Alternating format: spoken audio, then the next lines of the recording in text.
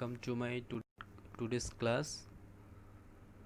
তো গত ক্লাসেও আমরা অটো ট্রান্সফর্মার নিয়ে কথাবার্তা শুরু করছিলাম, কিন্তু অনেকে বলছিলেন তাদের আর কি উইন্ডিং নিয়েই বুঝতেছে না যে আসলে উইন্ডিংটাই কি।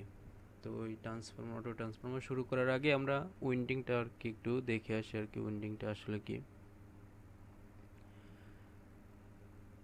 তো এখানে দেখেন আমরা যখন একটা ট্রান্সফরমার নিয়ে কথা বলছিলাম যে ট্রান্সফরমারের একটা কোরের উপরে আর কি কয়েলগুলো পেঁচানো হয়। তো এইটা যদি একটা ট্রান্সফরমারের কোর হয়, এই যে কালো যে একটা চাকতির মতো অংশ দেখতেছি এটা হচ্ছে ট্রান্সফরমারের একটা কোর। তো ট্রান্সফরমারের এই কোরের দুই পাশে কয়েল পেঁচানো হয়। তো এইটা হচ্ছে কয়েল বলতে আমরা ওয়্যার পেঁচাই, সেটা সাধারণত কন্ডাক্টর, সেটা সাধারণত কপার কন্ডাক্টর। তো এই পাশে যে কয়েল পেঁচানো হলো এই কোরের সাথে, এই পাশের সাথে, তো এই পাশেও পেঁচানো হলো। তো এইটাকে যদি আমরা ইনপুটে লাগাই, তো এই পাশেরটা হচ্ছে ইনপুট সাইড অর্থাৎ প্রাইমারি সাইড। এটা যখন আমরা আউটপুট দেখব, তো এই জিনিসটা হবে আমাদের সেকেন্ডারি সাইড অর্থাৎ আউটপুট। তো এই পাশে যে কোরের সাথে কয়েল পেঁচানোর ফলে এই পাশে একটা উইন্ডিং তৈরি হলো, এই পাশের সাথে আর একটা কয়েল পেঁচানোর ফলে এটা আর একটা উইন্ডিং তৈরি হলো। এইগুলো হচ্ছে উইন্ডিং, এইগুলা উইন্ডিং ছাড়া আর কিছু না। তো অটো ট্রান্সফরমারের ক্ষেত্রে আমরা দেখব যে আমরা এমনি নর্মাল ট্রান্সফরমারের ক্ষেত্রে আমরা যখন দেখছিলাম যে দুইটা দুইটা উইন্ডিং থাকে প্রাইমারি এবং সেকেন্ডারিতে, কিন্তু অটো ট্রান্সফরমারের ক্ষেত্রে আমরা একটা মাত্র উইন্ডিংকেই দুইটা পারপোসে ইউজ করব, অর্থাৎ একটা উইন্ডিংয়ের যে কোন স্থান থেকে আমরা দুইটা পোর্শন বের করে নিব আর কি।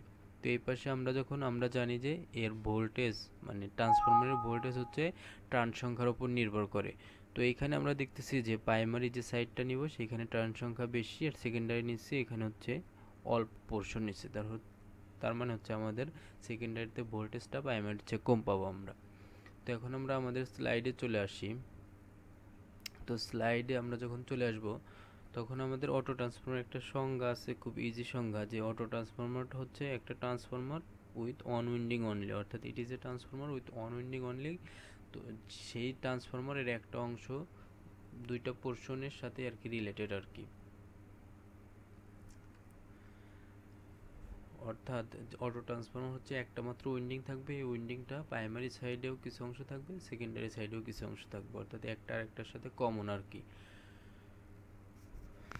তো এই ক্ষেত্রে দেখা যাচ্ছে আমরা নর্মাল ট্রান্সফরমারের ক্ষেত্রে একটা আইসোলেশন ইউজ করা হয় প্রাইমারি এবং সেকেন্ডারির মধ্যে, কিন্তু এখানে যেহেতু একটা মাত্র উইন্ডিং ইউজ করা হয় তো এইখানে কোনো আইসোলেশন থাকে না আর কি। তো কিন্তু তারপরেও এটার অপারেশন এবং নর্মাল ট্রান্সফরমার অপারেশনটা কিন্তু সেমই। তো এই ক্ষেত্রে আমরা যখন দেখতে যাচ্ছি, তো এইখানে আমরা দেখতেছি অটো ট্রান্সফরমার দুই রকম হতে পারে, স্টেপ ডাউন, স্টেপ আপ। তো আমরা যখন আমরা জানি যে যে কোনো ট্রান্সফরমারের টার্ন সংখ্যার উপর ভোল্টেজ সংখ্যা নির্ভর করে, টার্ন সংখ্যা ভোল্টেজ সংখ্যা সমানুপাতিক, অর্থাৎ যতগুলো আর কি এইখানে যে ওয়্যারগুলো পেঁচানো হয় যতবার আর কি টার্ন নেওয়া হয় সেটা হচ্ছে টার্ন সংখ্যা, উইন্ডিংয়ের টার্ন সংখ্যা। তো এটা যত বেশি হবে ভোল্টেজও তত বেশি হবে। তো এখানে আমরা দেখতেছি যে প্রাইমারি সাইডে আমরা যে অংশটুকু নিচ্ছি পুরো টার্নটুকু যে উইন্ডিংটা নিচ্ছি পুরো অংশটাই আর কি প্রাইমারি সাইডের সাপ্লাই যাচ্ছে, তো V1। তো সেকেন্ডারি সাইডে আমরা দেখতেছি লোড লাগানো হয়, সেকেন্ডারি সাইডে আমরা দেখতেছি যে টার্ন সংখ্যাটা এখানে দেখেন মাঝখান থেকে নেওয়া হয়েছে, তার মানে কি এইখানে যেটা ছিল তার অর্ধেক আমরা সেকেন্ডারিতে পাচ্ছি, তার মানে আমার এটা স্টেপ ডাউন হয়ে যাচ্ছে।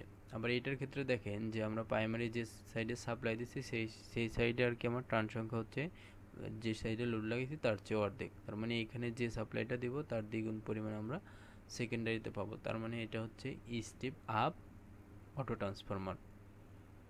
তো এই ক্ষেত্রে আমরা দেখতেছি যে কারেন্টটা এই দিক দিয়ে আসতেছে, তো কারেন্টের ডিরেকশনটা আমরা নিজেদের মতো করে দিয়ে নেব, একই দিক ডিরেকশন রাখার চেষ্টা করব, অথবা এখানে যেরকম আছে সেরকমই রাখবো। যে আমরা জানি যে টার্ন সংখ্যা বেশি হলে যেরকম ভোল্টেজ বেশি হয় সেরকম টার্ন সংখ্যা বেশি হলে কারেন্ট কম হয়, আর টার্ন সংখ্যা কম হলে ভোল্টেজ কম হয়, কারেন্ট বেশি হয়। তো এই ক্ষেত্রে দেখতেছি আয়ন কারেন্ট এই দিক দিয়ে ঢুকতেছে, I2 কারেন্ট এই দিক দিয়ে বের হচ্ছে, তাহলে এইখানে যে আমার সেকেন্ডারি সাইডে যে টার্ন সংখ্যা আছে এই দিক দিয়ে কারেন্টটা কত হবে সেটা আমরা বের করবো ইজিলি।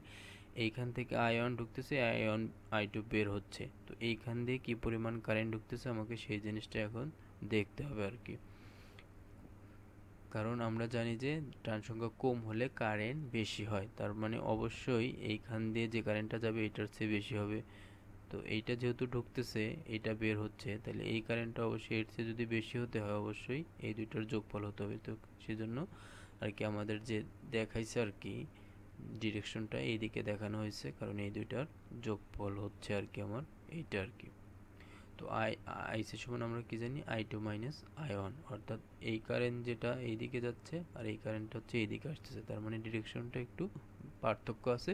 সেজন্য আমরা এখানে কি করছি, কি বলছি এখানে, যে এখানেও আমরা চিন্তা করতে পারি I2 এখানে ঢুকতেছে, I1 বের হচ্ছে, তার এই দিক দিয়ে যে কারেন্টটা যাচ্ছে, অর্থাৎ এটা এখানে একটা নোড তৈরি হচ্ছে, এর মধ্য দিয়ে দুইটা কারেন্ট বের হচ্ছে এখান থেকে, আর একটা কারেন্ট ঢুকতেছে, I2 ঢুকতেছে, বাকি এই যে আইসি এবং I1 কারেন্টটা বের হচ্ছে। তাহলে আইসি সমান আমরা কী পাবো, I2 মাইনাস I1, সেটাই দেখানো হয়েছে। তো এটার ক্ষেত্রে অনুরূপ এইখানে I1 কারেন্ট ঢুকতেছে, এখান থেকে I2 কারেন্ট বের হচ্ছে, অনুরূপভাবে এইখানে আইসি কারেন্ট ঢুকতেছে, I1 কারেন্ট এখান থেকে ঢুকতেছে, এইখান থেকে বের হচ্ছে, এটা এখানে I2 কারেন্ট বের হচ্ছে। তার মানে এখানে আমরা যদি আইসি বের করতে চাই, আমাদের কি বের করতে হবে, I1 মাইনাস I2। এক্ষেত্রেও একই রকম, কিন্তু শুধুমাত্র ডিরেকশনটা ভিন্ন, কারণ ইনপুটে আমার এই ক্ষেত্রে কারেন্টটা আউটপুটের চেয়ে বেশি হবে আর কি।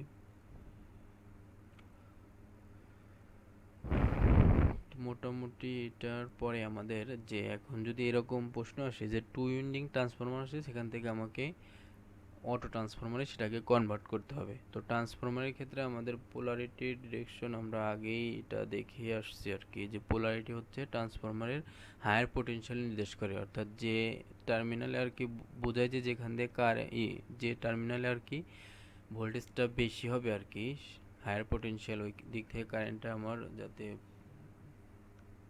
ওই ডিরেকশনে আর কি কারেন্টটা ঢোকে অথবা বের হয়, সেই ডিরেকশনটা আমাকে ওখানে পোলারিটিটা নির্দেশ করবে আর কি। তো এইখানে যে ডট চিহ্ন দেওয়া আছে দেখেন, তো এই ডট চিহ্ন দ্বারা আমার পোলারিটি নির্দেশ করতেছে। তো যখন অটো ট্রান্সফরমার আমরা মানে টু উইন্ডিং ট্রান্সফরমার থেকে অটো ট্রান্সফরমারে যাব, আমাদের প্রথমেই খেয়াল রাখতে হবে যে পোলারিটিটা কীরকম আছে। যদি অ্যাডিটিভ পোলারিটি বলে, তখন আমাদের কি করতে হবে, এক পোর্শনের মানে একটা উইন্ডিংয়ের একরকম পোর্শনের সাথে আর একটা উইন্ডিংয়ের অন্যরকম পোর্শন আর কি যোগ করতে হবে। মানে যে উইন্ডিংয়ের প্রথম উইন্ডিংয়ের যদি আমরা যেখানে পোলারিটি আছে তা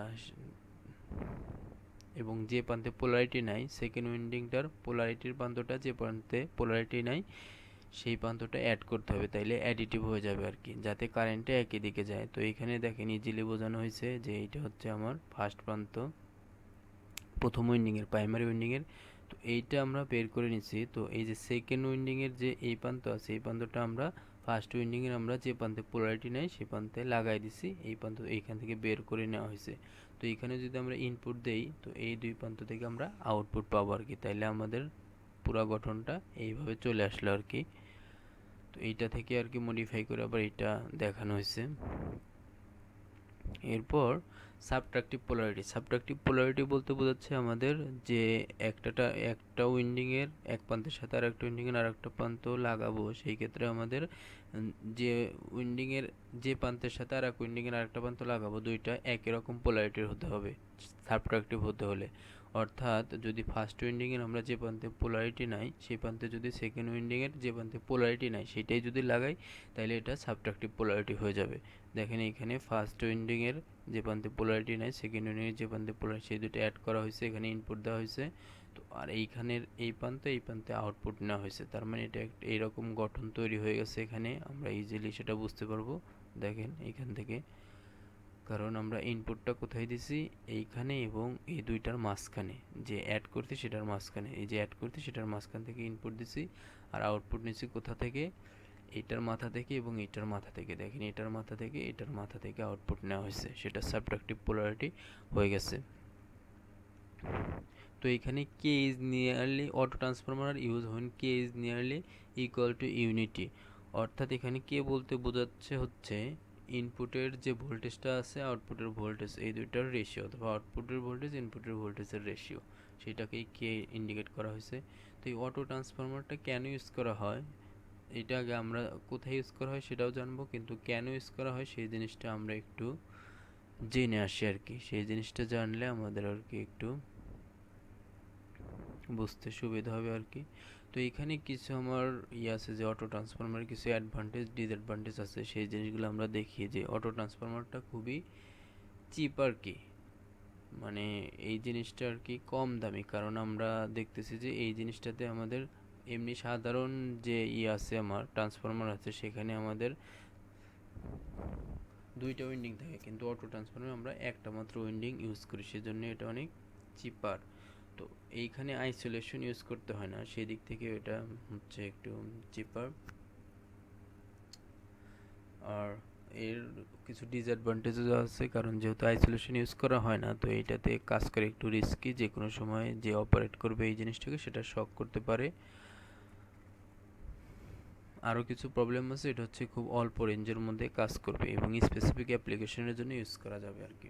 তো এই অ্যাপ্লিকেশনগুলোর মধ্যে আছে এটা হচ্ছে ভ্যারিয়েক হিসেবে, অর্থাৎ ভেরিয়েবল আমরা যে এসি ভোল্টেজটা সাপ্লাই দিব সেটাকে যাতে আমরা ভেরি করতে পারি সেই হিসাবে আমরা অটো ট্রান্সফরমারটা ইউজ করতে পারি। তো power transfer through interconnection where two side voltage level near to same, অর্থাৎ প্রাইমারি সাইড এবং সেকেন্ডারির ভোল্টেজ লেভেলটা যদি খুব কাছাকাছি হয় তাইলে হচ্ছে আমরা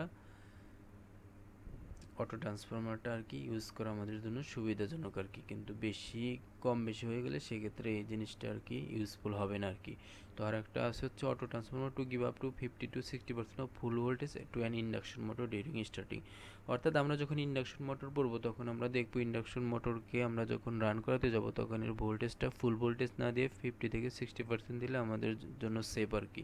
তো সেটা আমরা পরে জানবো। তো এই পারপোসেও আর কি অটো ট্রান্সফরমারটা ইউজ করা হয়।